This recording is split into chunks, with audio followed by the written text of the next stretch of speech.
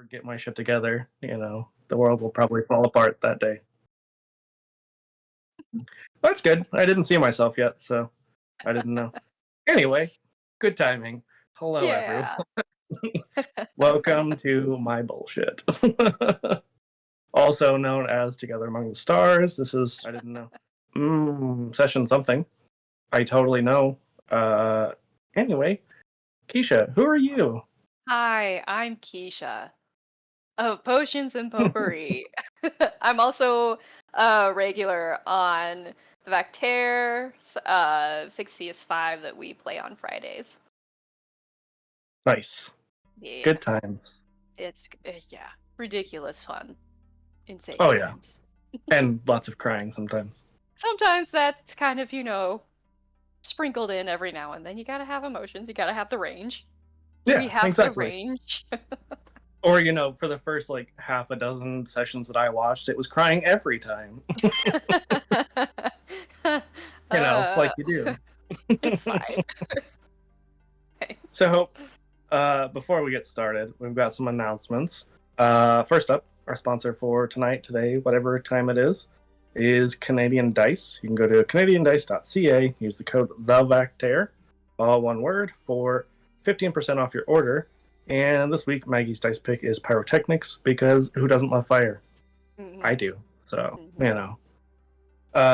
next up is the merch store at tinyurl.com/vacmerch, where you can get all kinds of awesome designs, shirts, a lot of stuff. I don't even remember what all is on there.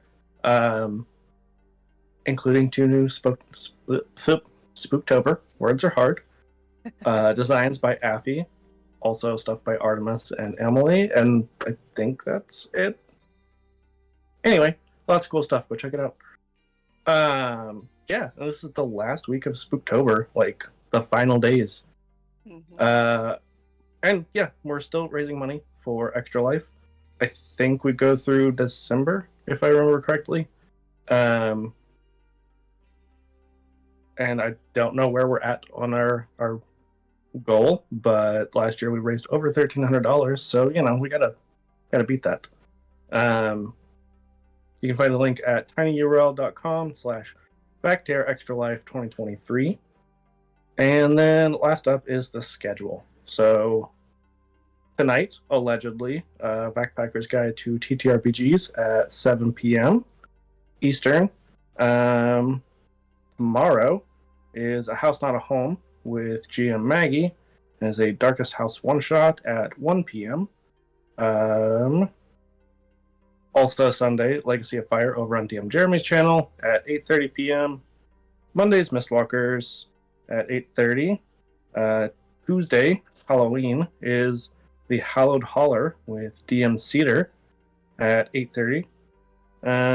Wednesday, Aphemus is over on Cantrips and Coffee for the Society at 9 p.m. Eastern. Thursday is a Song of Crystal and Shadow at 8:30 p.m. with DM Sophia. And Friday is Fixius 5 at 8:30. Oh, and also there's more. Normally that's where it ends. So next Saturday, fun fact, or not so fun fact, if you like this show, is the final episode of Together Among the Stars. As well as our 12-hour dungeon crawl, so that's a fun fact. The Organized Chaos, led by none other than Affy. It's a lot of fun last year, so, if you got nothing going on, come play for 12 or so hours. Casually. And always, as always, find our podcast wherever you download podcasts from. Anyway, I'm going to pause for 2 seconds. I can totally count that far. Anyway, so, Keisha, we're going to play this game. Yeah, we are. And I'll have you roll our first d6 as we travel to our first planet. Oh man. It begins right away. Exactly. It's all downhill from there. All right, 5. Woo. Okay, so 5 is something. Oh yeah, so we share a meal together, which seems to be one of the most common starting things. It says ship's rations, but it could be anything. You can choose what we eat. What is the worst part? What is the best part? Oh man, I think of the food of what we're eating. Yeah, or the meal in general. Okay, yeah. I would say the worst part. Well, okay, the best part is going to be that we have food right now at all. Jerry is Right. very ecstatic about that in general, even though the worst part is it's like literal like gray sludge. It was just kind of like a can of we don't know because the cover was like torn off and he just went, "Oh, this would be fun," and popped it open and just like and it just like splooched onto the tray. Yeah, it is well known that Reggie, who is also in this game and is a dinosaur made of diamonds, eats all the labels on all the food. So Yeah. yeah, it's like cranberry sauce, but grosser. Yes. It's a good thing though that Jerry has no taste buds, so it's all the same to him. Has he always had no taste buds, or did he lose them in an accident? It was probably recent. I imagine that he had been kind of found stranded on a planet, and that's kind of where you found him, and he's like, I have no idea what happened to me, but it was an adventure. We do pick up a lot of strays. That's pretty accurate. What was the best part? Oh, Or the best part part was that we had food. we have food and it's with company. I mean, it was just kind of him alone in this world, just covered in tentacles. Nobody talked to him. None of them spoke back, so The whole world just covered in tentacles. basically. But that's where he picked up his little tiny floating space octopus named Squishy that's just kind of like swirling around in the background right now. Amazing. Yeah, Gertrude, which is Affy's character, does keep finding people at space truck stops a lot. Or Space Waffle House, or, Space Hot Topic. Like you do, Yeah, makes sense. Amazing. Yeah, so we're off to a great start. I'll have you roll it one more time and we'll figure out how many cards we're going to draw for our first planet. Oh man. No pressure. Oh man, this is a 2. Okay. This is a very interesting planet. Oh man. Let's see. So I'll roll for our first discovery, and we're gonna work for it. Because I got a 1, so it's arduous to get to. We've got the 8 of Hearts. So hearts are ruins. And 8 is on a glacier. So Rory, which is Artemis's character, sets us down on this glacier. And I'm going to say, as per usual with glaciers, it's hard work because it's super slippery. Like, the ship, we land, and then the griffin just starts sliding, and then we start sliding the other direction, which is both the wrong way. Like, we're not trying to go that direction at all. And we find, like, buried under the ice, it is completely frozen over, the roof of a Space Waffle House. And, we've got to do some excavation, some blow dryer on the ice kind of stuff. And it's a heck of a lot of work. We keep sliding around mostly because Reggie and then Steve, which is our other dinosaur, just keep like knocking us over mid melting the ice because they're just playing bowling for Rangers. Bowling for Rangers. Yeah. That's excellent. Reggie's favorite game. Excellent. Yeah. Is this... I was just gonna say, is this normal for this Waffle House? Is it just like you're just supposed to dig your way to it, or? Well, I think this one's closed down, but maybe there's a secret entrance we just don't know about. Ah, secrets are meant to be found. All right. Onward. He points this way, but he's sliding the other direction. And it's also below the ice, so he's like pointing, but it's not the direction where we're going. Actually down. He's going up. Yeah, Breckett just comes over and like moves your arm so it's pointing down. Oh, I see now. How did I miss that? Wonderful. Onward. So as we melt through the ice, if you would like to roll your d6, we'll do some examination. You can give us some more information. That will be a 6. Okay, so 6 is you get to tell us how the feature changes in some way. So how does this Waffle House change as we melt our way down? I imagine, initially it kind of looks like everything below us is kind of like rippling, but that's, initially, it's just the melting of the ice, so of course Right. the vision seems a little ripply. But as we get further down, we actually note that the Waffle House itself is actually just kind of constantly shimmering.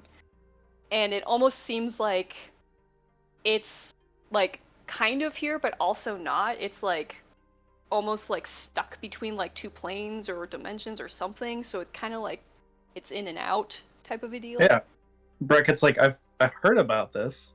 I didn't know it applied to Waffle House, but I guess Waffle House could be Wibbly Wobbly. Wibbly Wobbly, I love it. The Wibbly Wobbly Waffle House.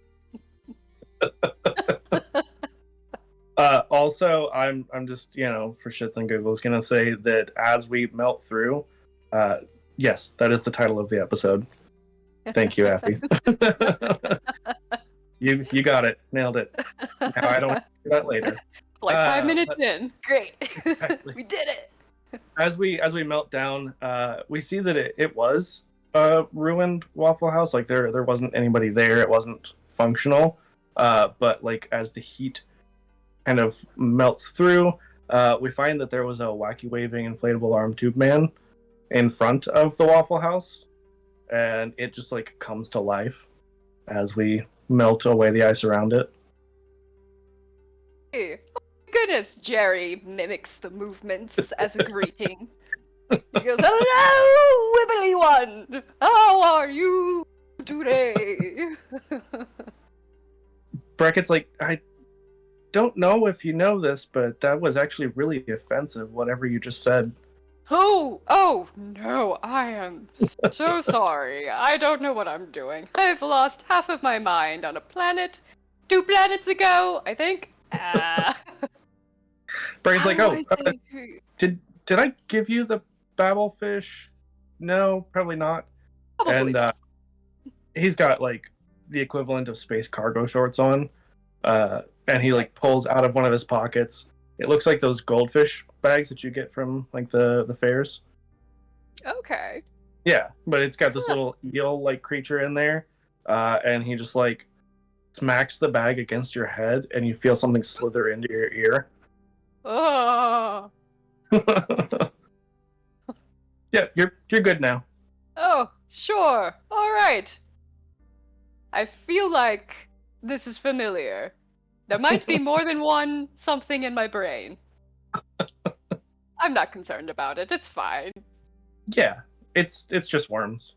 It's just worms. Yeah, We're all friends. everybody They loves a might worm. exist. Yeah. Amazing.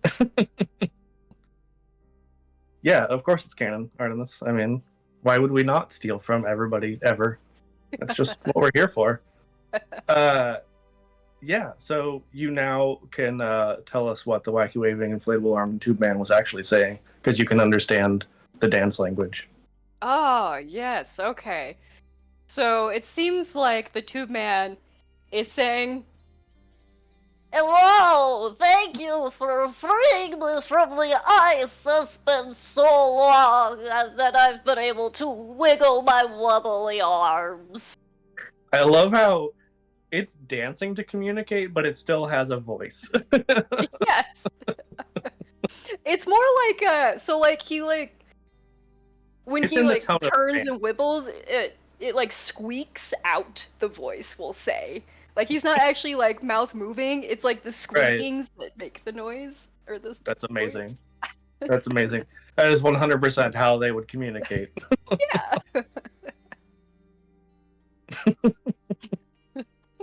Oh, chat is just killing me today. Even though it's just Affy and Artemis being usual, usual chaotic selves. Excellent. Wouldn't expect anything else. Yeah. We almost murdered Artemis just now, apparently. Oh, It's fine. Everything's fine. it's all right. It's all right. Breckett goes over and realizes that it's not plugged in, and he's just like, I think this thing's alive. I think this is just like a sentient tube man. Have we discovered something new? It's just what I did with Squeezy! And Squeezy, this whole time, because they're named Squeezy, it's because all their tentacles are wrapped very tightly around his neck, and he's just, trembling. Just, eyes wide, looking around everywhere, and he's like, "It's alright, Squeezy! Maybe lose it a bullet!" Yes, I found Squeezy and Space Octopus, therefore, Spoctopus. So now we get to name this new Wibble Wobble. Wibwob. Huh! It's a Wibwob. There you go. Breckett goes over and he's picked up the bottom, the base of it that they have. I don't even know what you would call it. He's just it's like a potted plant, but for a tube creature. And as he picks it up and carries it over to you, he just hands it. He's like, "Here you go." I have no strength. Hang on.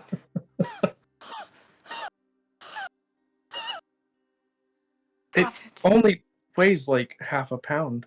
It's not very heavy. Oh! You're right. It's all in the mind. That thing you only have half of, because the other half is worms. Yep. Oh, man. It's fine. He hasn't realized that his long beard is slowly turning into tentacles. It's fine. He was like, "Oh, did it always do that?" Yeah, it's totally normal. It's fine. Yeah, Artemis, we definitely need art of Jerry. Please. Yeah, this is the origin of Mind Flayers. This is how they really started. Yeah. The first one's name was Jerry. The first one was Jerry. Oh, God. Oh, man. Okay, well, we have another card on this planet. So if you would like to roll your d6, we'll see what you discover. Okay, this one's another 2. Okay, we're going to put in some more work, because it's arduous to get to. Hey, we've got more ruins. It's the 7 of Hearts. We're just counting down now. So 7 is near a volcano. So tell us about our arduous journey and what kind of ruins we find near a volcano. Well, isn't this confusing on an ice planet? So... Brecket's just the whole planet wasn't ice, Jerry. It was just this glacier. Oh. We go on. So a little bit about the volcano. I would say, maybe actually it is kind of you see the ice kind of break off eventually into obsidian. It's kind of a smooth transition where it's just that glacial white slowly turning into that onyx color. And there's waves of that kind of jut out interesting structures that maybe people, if they were here, they might have lived in, use, because they kind of curve in certain ways, and pieces of it could be kind of carved out into furniture or whatever you need type of a thing. I like it. And it just kind of kind of swirls into this giant formation, which is the volcano itself. Ooh, I like the swirling because it makes me think of glass blowers. So maybe the ground is, volcanic glass and it's just kind of swirled itself into this cool shape. Yeah. And that makes me think that the furniture and buildings are all blown glass essentially. Yeah, that's awesome. Yeah, the people here learned how to mold and meld, like, literally this area itself into what they need. What if they were like lava benders? Lava benders, yes. I've Breckett's heard of just these like people. Lavenders. you see, Breckett is just like he out of another pocket pulls a bag of mushrooms. He's like, "This is really freaking cool," and he's just like munching on them. It's just like the screen of it's just Breckett just eating mushrooms, and you just see like a horizontal Jerry like whoop to like appear, and he's like looking into the bag, and he's like, "What is this?" Dude, with just a mouthful of mushrooms, he's like, "Dude, you want some?" I would love some, and his little beard hairs like reaches down and picks one up and eats one. Is his And he goes, mouth "Oh, slowly thank you." or is it What just, was that? or is his mouth just like moving further and further south? Oh, it's just like he has like a beard that it's like a really long beard that he would always just like, yes, yes. But now it's becoming like little tentacles because he doesn't know what happened to him on that planet. And they're just like reaching down and just throwing it. And it kind of misses because they're new and not dexterous. So they're just kind of like throwing mushrooms at his face. And he's like, ah, a little to the left. Ah, a little more to your other left. Ah, there we go. Oh, that's amazing. Also, if you haven't seen the chat, you should go look.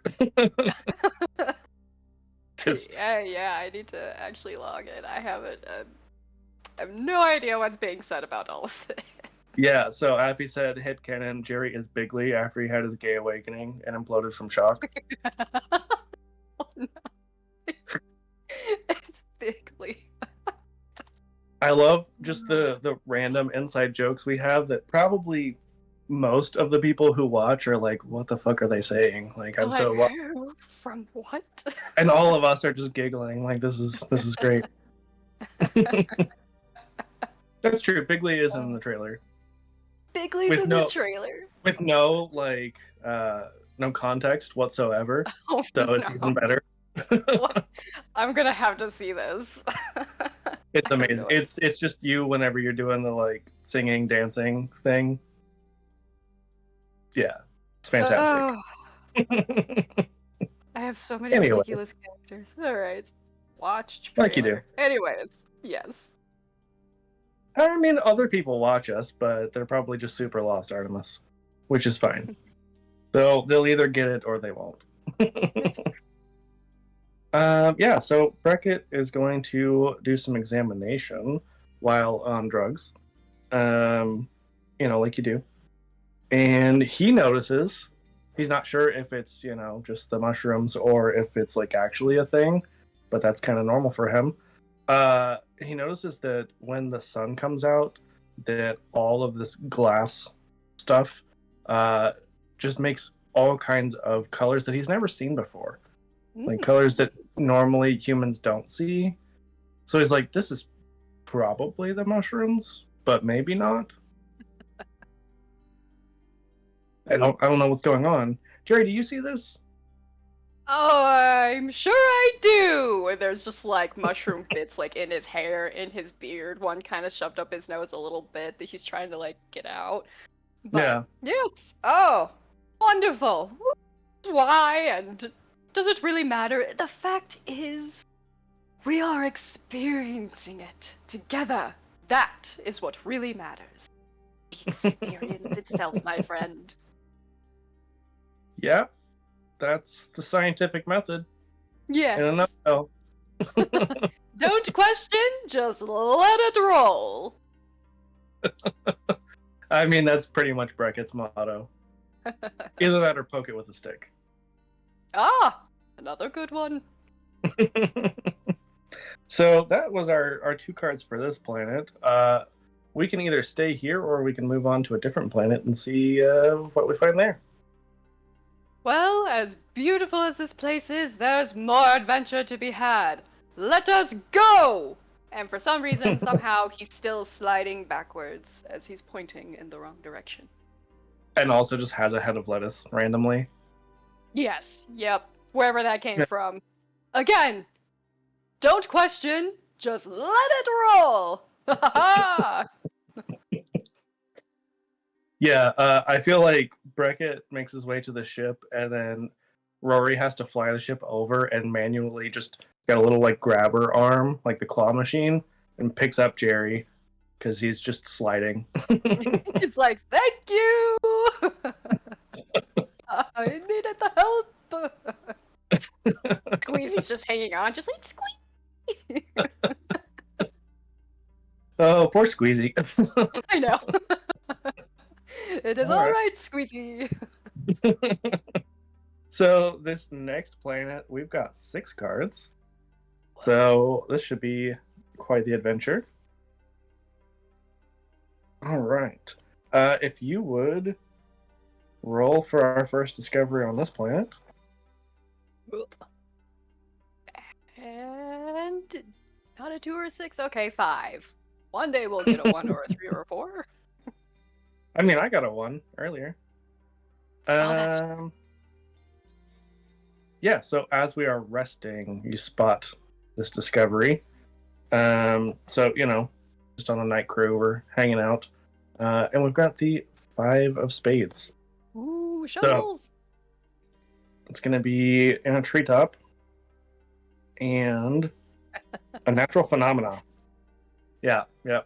I talked about it, so it had to happen. Every time. It's not the ruin. It's not the ruin yet. It'll be there. Yeah, so the natural phenomena is talking about, like, it has a lot of different options, you know, like crystal formations, mirages, vividly colored lightning, all kinds of stuff. So you tell me, what kind of treetop phenomena do we find? Let's say that it's like, it's some kind of like low mist, but you can like walk on that mist if you want. It's like tiered in different places. It kind of like slopes and curves that you could walk on them. If it's like a thick enough looking patch, like thinner ones you might fall through back onto the ground, but I feel like I'm just in a Super Mario game now. I'm walking on clouds. And Breckett is just like going, because there's like we'll say there's maybe like a staircase that goes up to the top of the tree, like this winding spiral. And you just hear he's just making like the boing boing every time he jumps to the next one. Yahoo! that's Jerry's noise. Oh! Yeah! Makes every time he jumps. Oh no, I missed that one. This is how we get sued by Nintendo. Oops. It's fine. It's fine. Yeah. Let's see. So as Breckett makes it to the top, I got a 2. Oh yeah. That means Emily gets to draw this. So, you know, that's a thing. And I'm gonna say that as we jump on each of these little mist step things, it changes color to maybe like a light lavender. Oh, fun! Yeah. Yeah, just kind of like every time you like kind of step on it, it's just like a every time. Exactly. I'm sure Jerry is not jumping up and down at all. Oh, just that's all he's doing now, and he's just like, aha, okay, so what if it's 1 foot? What if it's 2 feet? What if it's my bum? What if? Does it do different colors depending? I would say it kind of, yeah, I would say it changes depending on maybe like the amount of force, or like if it was like kind of like a purpley color, maybe it turns like a bright green afterwards. It's just kind of random, and maybe there's a pattern to it, but he's not scientific, so he's just like bopping around and just making colors everywhere. And yeah, that's the part of the brain that the worms ate. Was the science part. Who needs it? It's fine. Yeah. Breckett didn't even have that part to begin with. And it's fine, he still does science anyway somehow. Right. Very, very carefully. Very careful science. Let's see. Oh, hey, look at that. I got a 4 on our next discovery. So we come upon suddenly the Jack of spades. So maybe this tree was in the desert already. Maybe it was just like a isolated tree that we found. I'm gonna say that the natural phenomena is something that I haven't done. Maybe there are like randomly placed. I'm just gonna keep with the same purple theme, like amethyst spheres. And as we get up there, Breckett's got out his little tablet device on his arm, and he's like scanning it. Like, this is a perfect sphere. It's really weird. Yeah, and then he gets out his science stick. He's got a special pocket that is just for that. It's literally just a random stick that he found. It's burnt a lot on one end for reasons. Yeah, it's good you had it. I'm guessing. Yeah. It also has a label, like a little label maker label that says science on it. I love it. I could probably make you one. That would be wonderful! Life is incomplete without a stick upon which you poke the science with. As you're saying that, Breckett like digs around. He's got another pocket that's similarly sized, and he's just like, "Oh, hey, weird," and hands you another stick. Yeah, and he just holds it like, "Oh, I will treasure this forever." How does it work? Well, let me show you. And he just goes over and pokes one of the spheres. He's like, "Now you try." And then he like gets into a position like, "On God!" What happens when Jerry pokes it? I would say when you poke the little sphere, it like it does kind of the same, like when you see like ripples in water, it like kind of ripples out from where it was struck, and then you see that it too also changes colors. Jerry wouldn't know this, but it would change colors the same way that the mist does. But again, he's not scientific. He doesn't know this at all. But it also like maybe makes like a sound that like reverberates a bit around it, kind of like a chime or a bell or something. Yeah, so this whole time we've had a little like drone that follows us around, and it's just kind of like watching everything. And but I was just hearing things. From the drone, you hear Rory's voice, clearly eating popcorn, and it's just like, that's suspicious. That's weird. Like, it's doing the same thing that the clouds did. Breckett's like, "No, that you're making that up, obviously." Couldn't be a thing. This one makes music. Oh!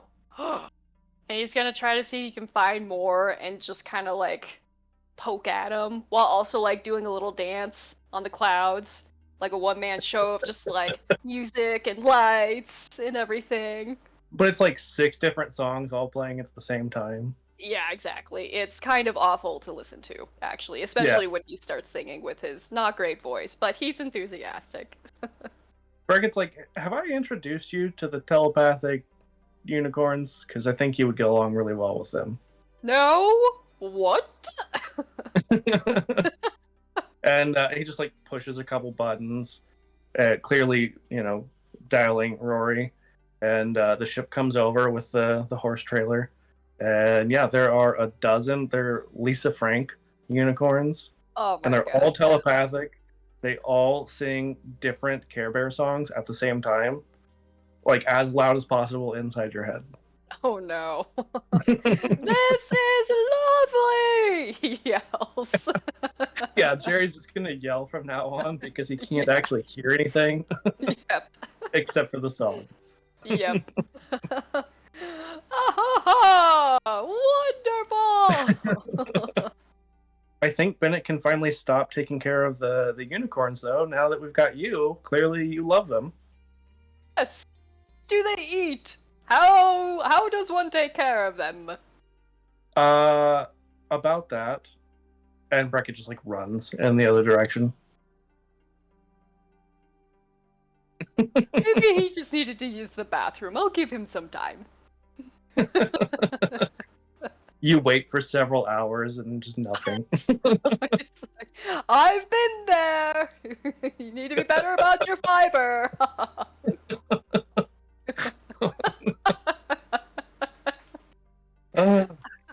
Amazing. Would you like to roll your d6 and see if you can examine anything else about these spheres? See, what more? It's true. It's not a bacteria stream without a poop joke. Obviously, yeah. So 2 means Emily also gets to draw these. But if you would paint us a word picture of what else, what other details there are about these spheres. About these spheres?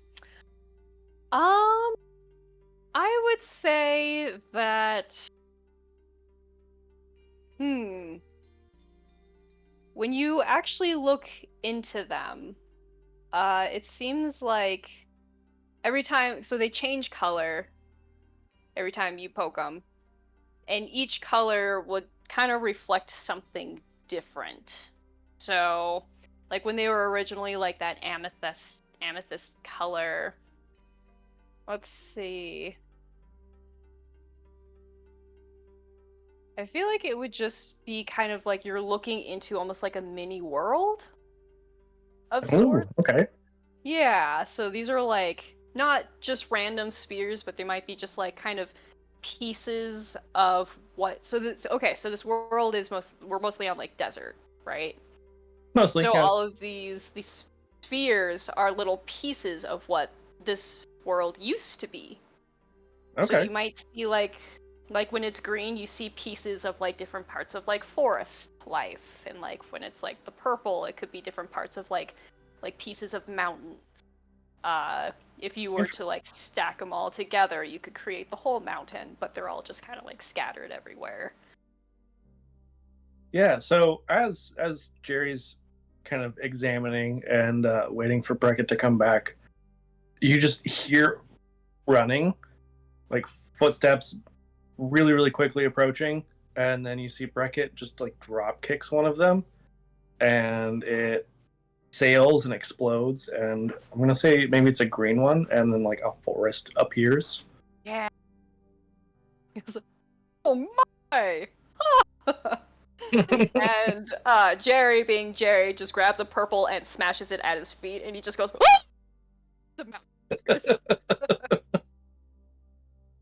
well, I guess Jerry's dead, Rory. We'll just move on.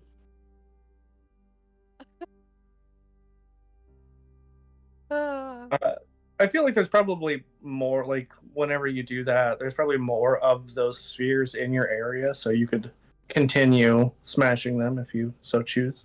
Right, just kind of like building just a very random area, I guess. It doesn't make sense. Yeah, maybe like there could be like yellow ones for like plainsy areas or something. Like kind of muddy brown for just like swampy areas. It's just this like really, we kind of smash a bunch of them, and this environment is just this hodgepodge of just doesn't make sense at all. Oh, yeah. Yeah. I feel like we accidentally make this enormous plateau, and on the plateau there's a swamp and plains and like an upside down volcano. We're not really sure how it got upside down, but it is. Yeah, if you break it wrong, then everything's like just growing backwards or... Exactly.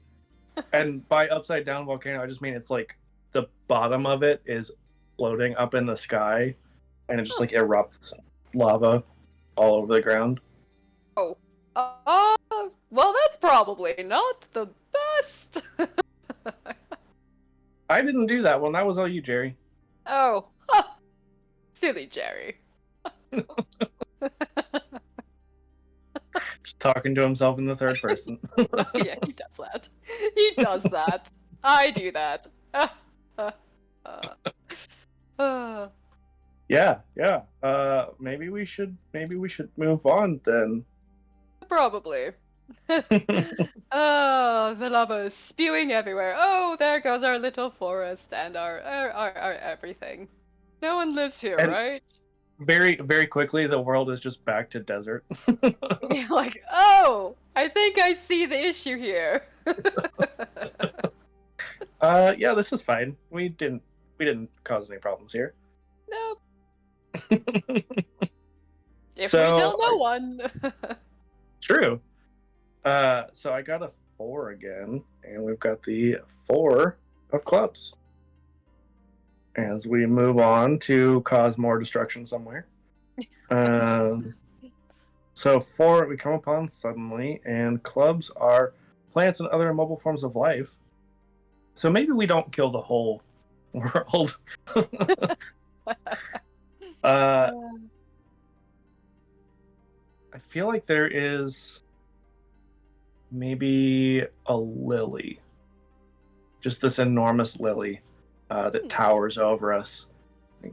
Jerry, did you do this one? Was this you? Or was this already here?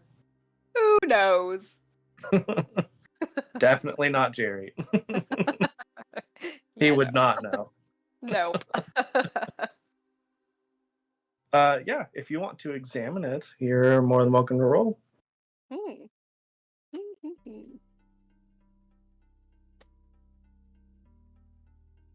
A 1. Amazing. No! So again, Emily gets to draw this.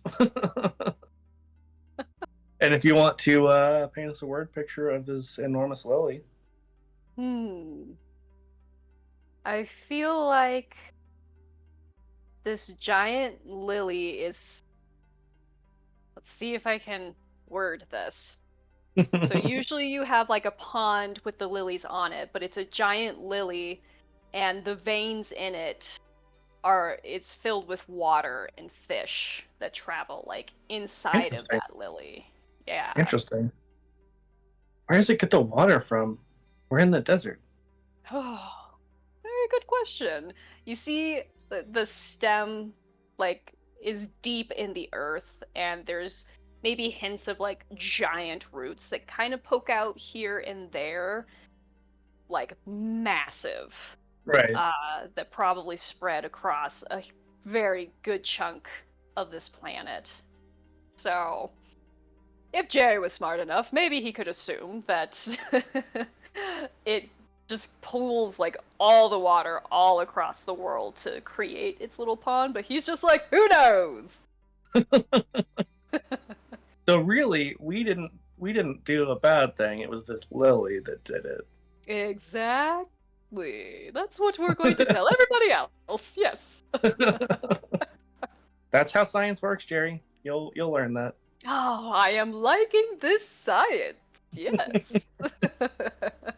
Yeah, science for Breckett is just lying or making something up entirely. Is that not what science is? That's fair. That's fair. Yeah, Jerry, you want to make our next discovery? Oh, sure. What do I do? Just roll your d6. Oh, right. Okay. It's another 5. Okay. So while we are resting, we have the 9 of diamonds. So diamonds are living creatures, and 9 is deep underground. So maybe, So I was thinking about this anyway, and this is an excuse to do it. I feel like Breckett goes over to one of these roots that's somewhat exposed, and he just kind of pokes it a couple of times, and almost like a doorway opens up in the root, and then he just jumps in like it's a water slide. Ooh! Oh, fun! And Squeezy's like, as he like jumps in and goes down. Maybe Jerry's problem is he just doesn't have enough oxygen getting to his brain. It's not that there's any brain missing. Yeah. There's a number of factors, yeah. Exactly. Yeah. Yeah. So what kind of living creature do we find? Uh, well, since I said there's fish in the lily pad, as we're sliding down, there's like fish going up, so we're kind of like, just kind of getting like, like scales It's in the like face. salmon, space Yeah, salmon. yeah, exactly. They're all just trying to get up, and they're just like, get out of here! What are you doing? As we're like sliding the wrong way. I've never met a talking fish, but that tracks, I think. All right, I got a 3 to examine. So let's see what I find out about these fish. Ooh, added detail I notice. As they talk, they're because salmon have like little spots on them. Their spots all like light up as they speak. It's like almost like a waveform type thing. Mm. Yeah. Okay. Yeah, I like that. We haven't done.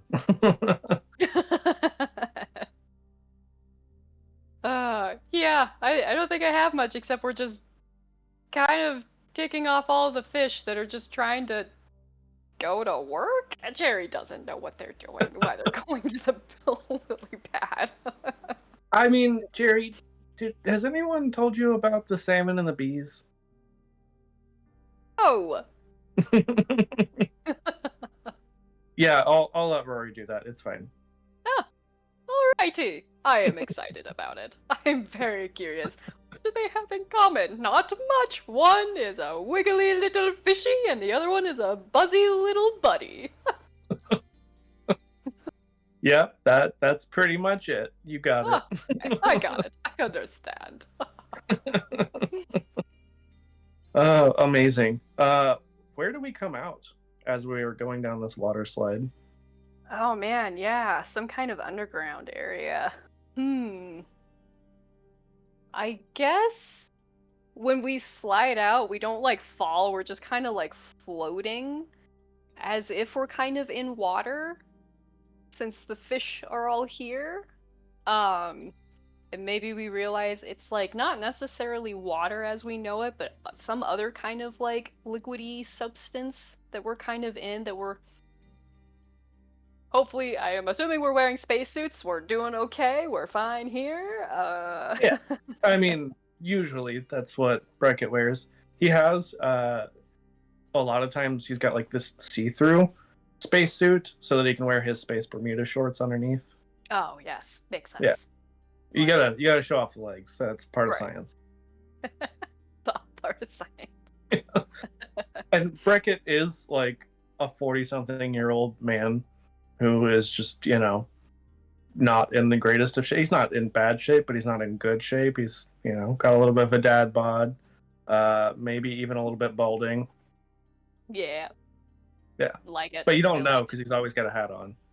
Oh, of course. Yeah, it's always the dad hat too. With the little like pull strap and whatever. And it's different every single time. It's like always some kind of just weird thing on there, some design. I like to think that that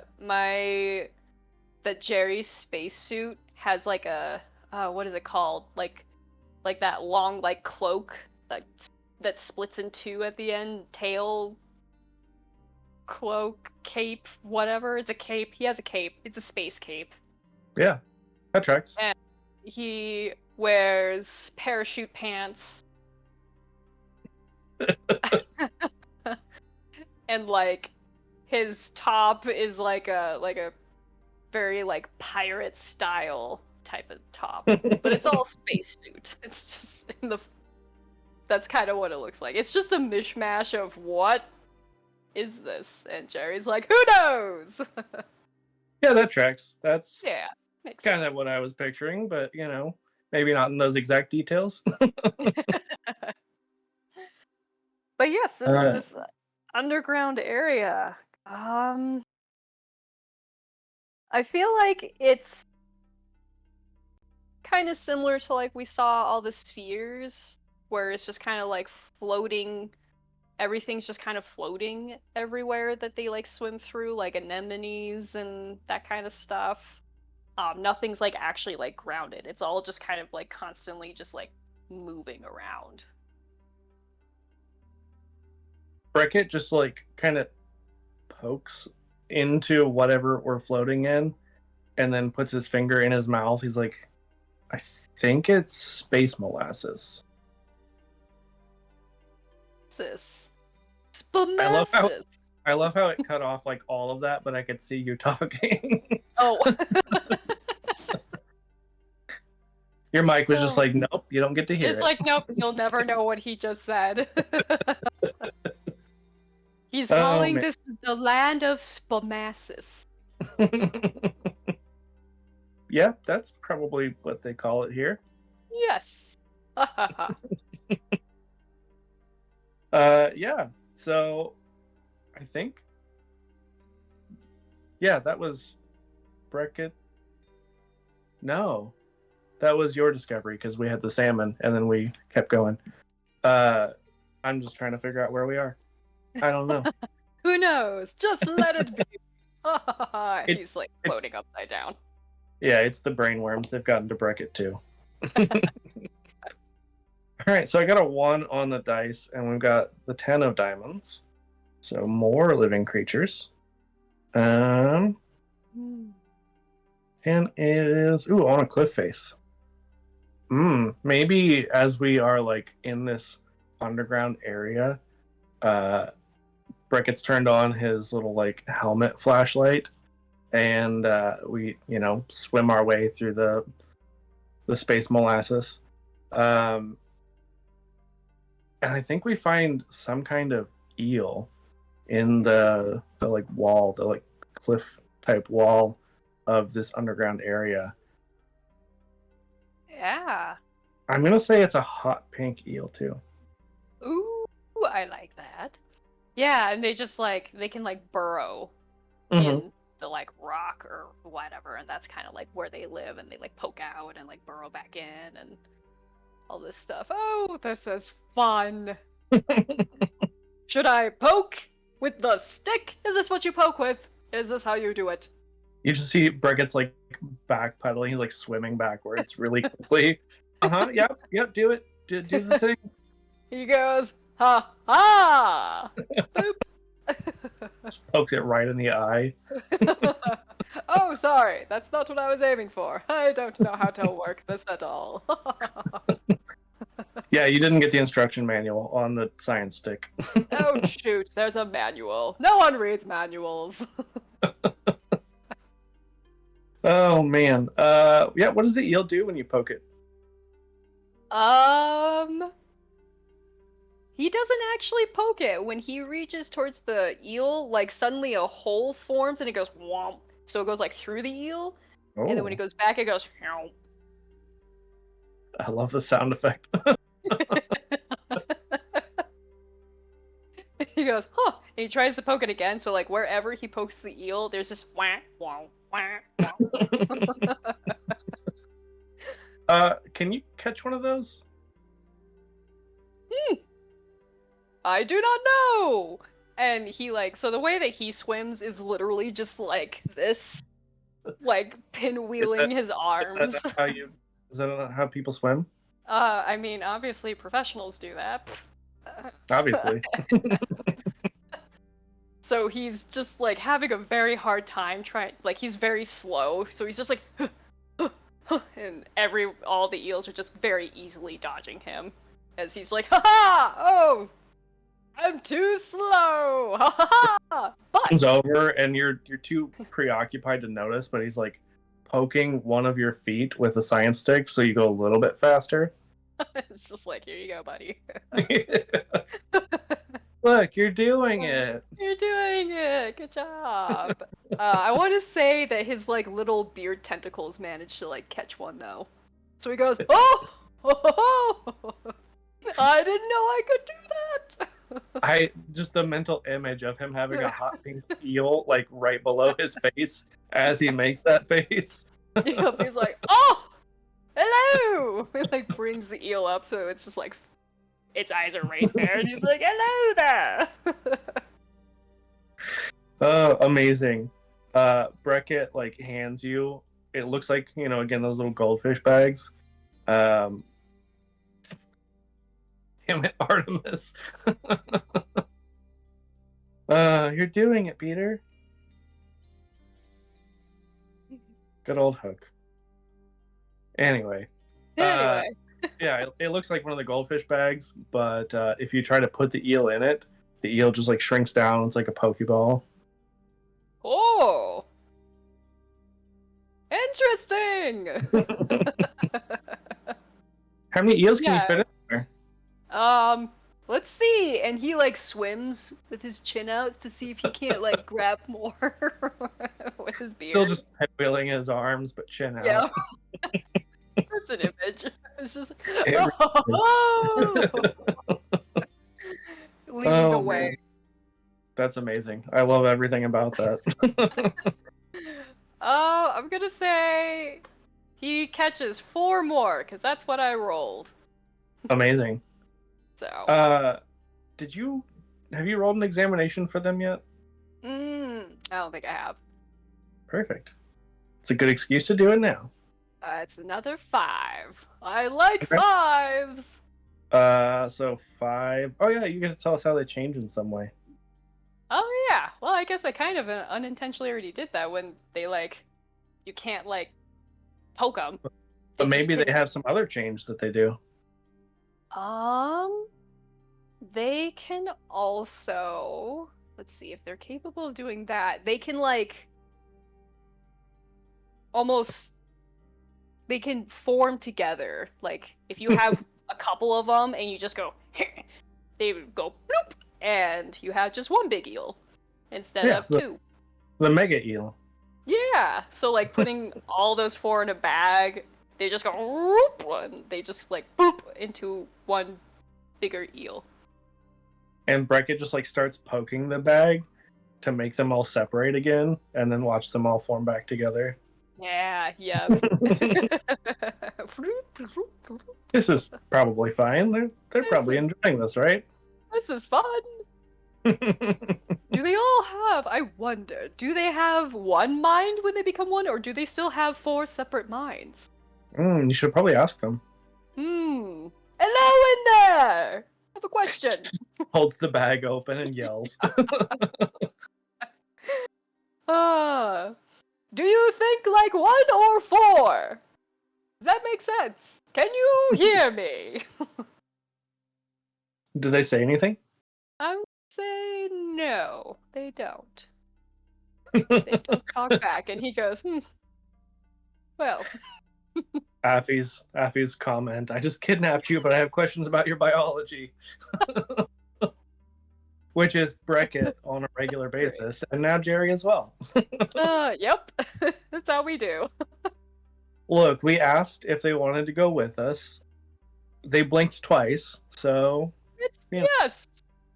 Yeah, that's universal, I think. Probably. Probably. We'll go with it. Yeah. So we've got one more card, and we're at about an hour. So if you would like to roll for probably our final discovery. All right. 3. Okay. So 3, I believe, is another. We come upon suddenly, and that is the Queen of Hearts. So we've got another ruin, and Queen is in deep water. So even though this isn't water, we could technically call the space molasses deep water. Yeah. But what kind of ruin do we find? So exploring this place even more, we encounter the ruins. Let's see. I want to say it's like a very intricate, like, catacomb type of place, where there's just numerous different like rooms and hallways branching off here and there, that seem to just go on forever as far as we can see. and some of them like go deeper underground, some of them come out onto like stairways and stuff. It's almost like, you know, there's like pictures where like there's like stairs everywhere up and down and everything, and like everything is just like It's like an MC Escher painting. mind-bending. Yeah, it's a lot like that. But for dead things. Yes. Amazing. I love it.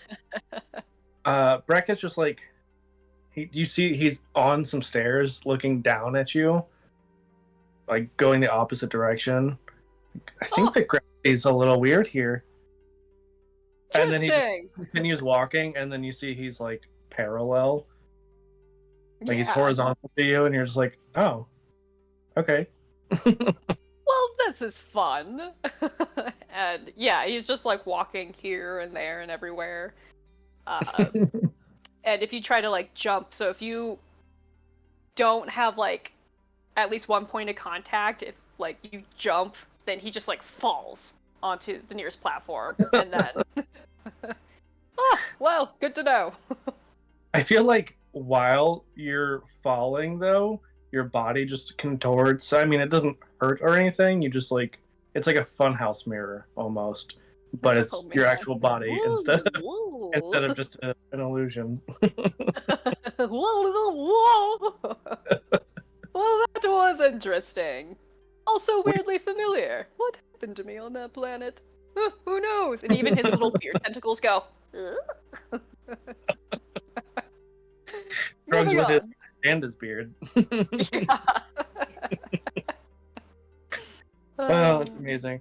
So I got a 5 on my examination, and that is something. Ooh, how it changes in some way. I'm gonna say as we're like exploring, and we go a long ways, we get completely lost. Yes. We notice that it's different kinds of creatures that are like entombed here. Yeah,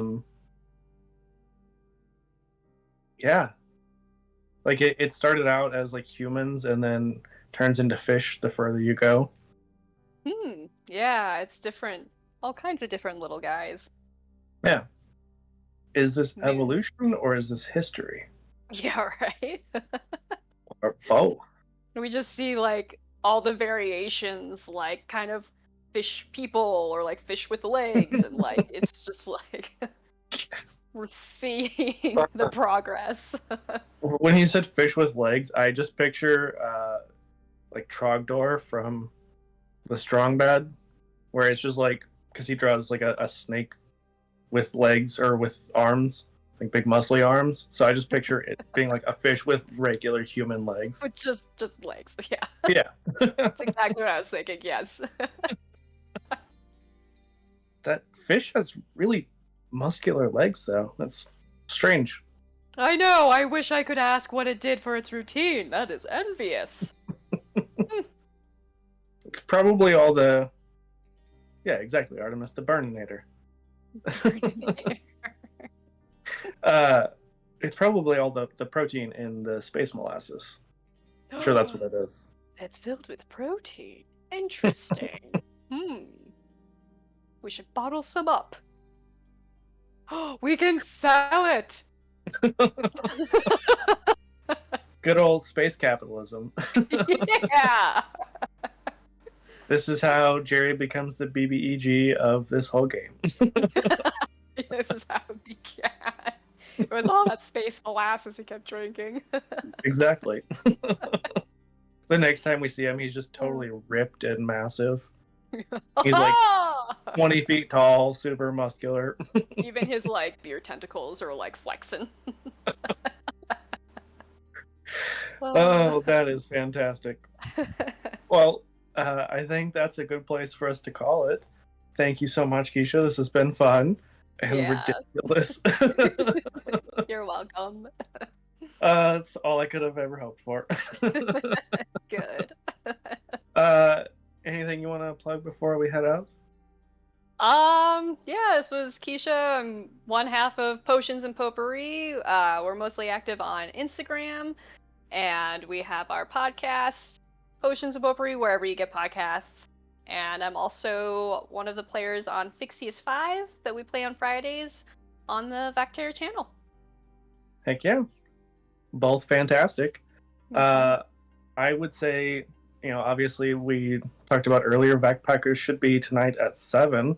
But before that, if you're not doing anything, over on the Hampod Twitch, we're streaming Werewolf the Apocalypse with DM Jeremy, who's not DMing, Sophia, and then our friend Woody from Storyteller's Tavern. So come watch some ridiculous, chaotic werewolves try to solve murder. Uh-oh. Yeah, it'll be a good time. Anyway, that's all I got. All So, right. well, thanks again for coming and playing, and thank you for anyone who wasn't just Artemis and Affy. Obviously, thank you guys for being there and chatting. But like anybody who didn't chat, thanks for watching as well. Thanks, But everybody. I assume we're gonna raid somebody, so stick around for that.